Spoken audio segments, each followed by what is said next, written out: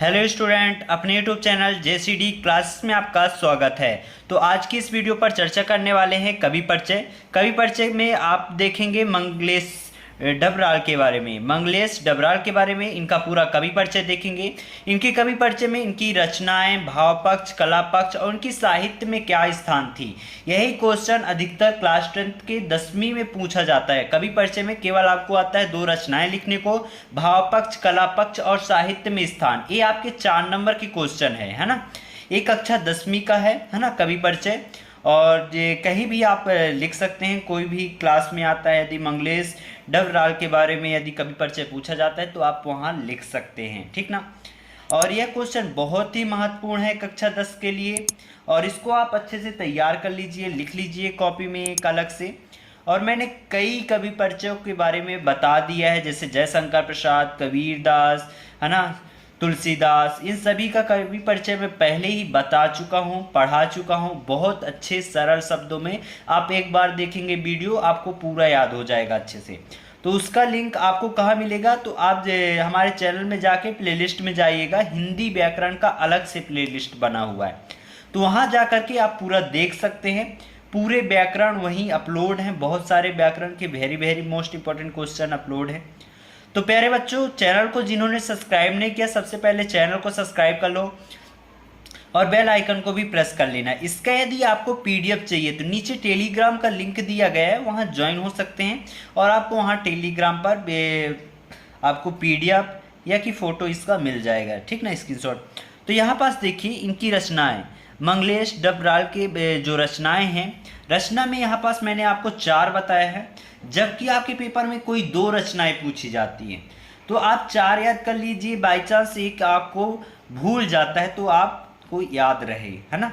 तो घर का रास्ता क्या है, घर का रास्ता एक इनकी रचनाएं हैं।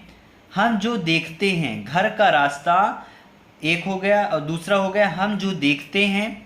तीसरा हो गया पहाड़ पर लालटेन, क्या है, पहाड़ पर लालटेन, आवाज की एक जगह, ठीक ना। घर का रास्ता, हम जो देखते हैं, पहाड़ पर लालटेन, आवाज का जगह। ये आपकी 4 रचनाएं हैं। 4 में से आपके 2 ही रचनाएं पूछी जाएंगी प्यारे बच्चों। फिर यहाँ पास देखिए अगला भाव पक्ष। भाव पक्ष में क्या क्या लिखा जाता है, यहाँ पास देखिए भाव पक्ष। भाव पक्ष में क्या क्या है देख लीजिए। मंगलेश डबराल सूक्ष्म सौंदर्य बोध के कवि हैं। मंगलेश डबराल जो कवि हैं, ये सूक्ष्म सौंदर्य बोध के कवि हैं। कैसे, सूक्ष्म सौंदर्य बोध के कवि हैं, ठीक। इन्होंने जीवन के विविध पक्षों का काव्य सृजन किया है। जो मंगलेश डबराल जी हैं, इन्होंने जीवन के, जो जीवन होता है अपना संपूर्ण जीवन, उसके विविध पक्षों यानी कई पक्षों पर काव्य का सृजन किया हुआ है, ठीक। वे मानवता के पोषक तथा हितैषी कवि हैं। कैसे कवि हैं, ये मानवता के पोषक तथा हितैषी कवि हैं, मानवता के, है ना।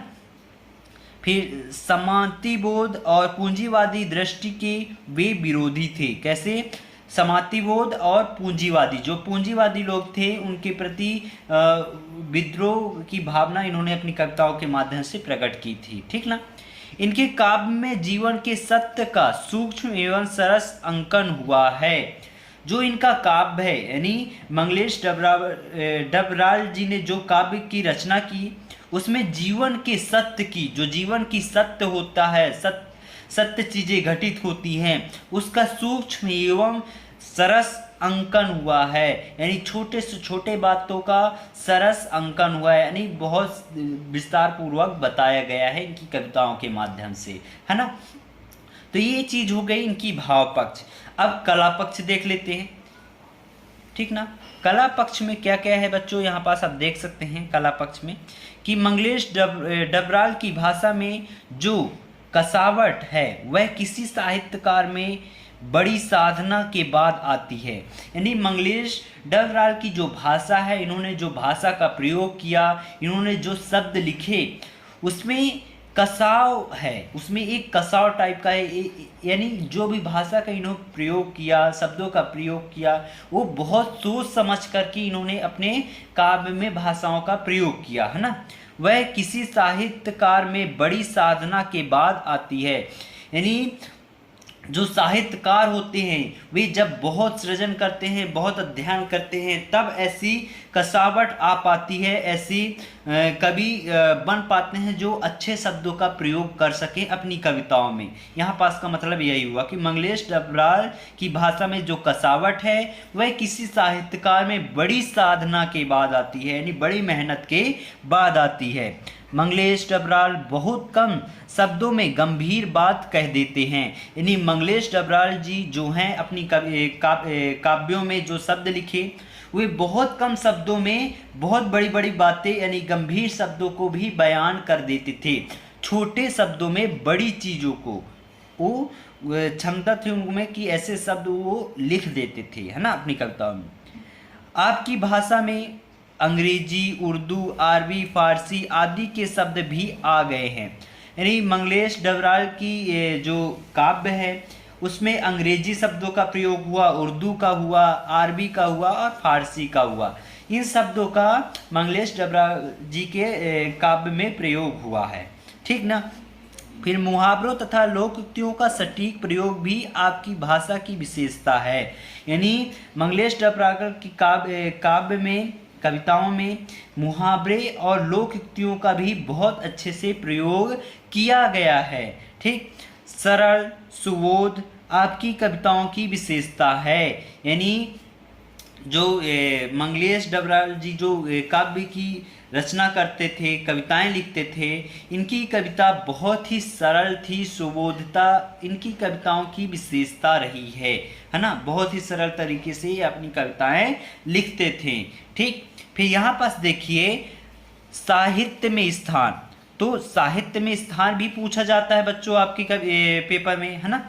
तो पूंजीवादी और सांप्रदायिकता के विरुद्ध आवाज उठाने वाले रचनाकारों में मंगलेश डबराल का प्रथम स्थान है, यानी मंगलेश डबराल जो थे उन्होंने पूंजीवादी और सांप्रदायिकता के विरुद्ध आवाज उठाया।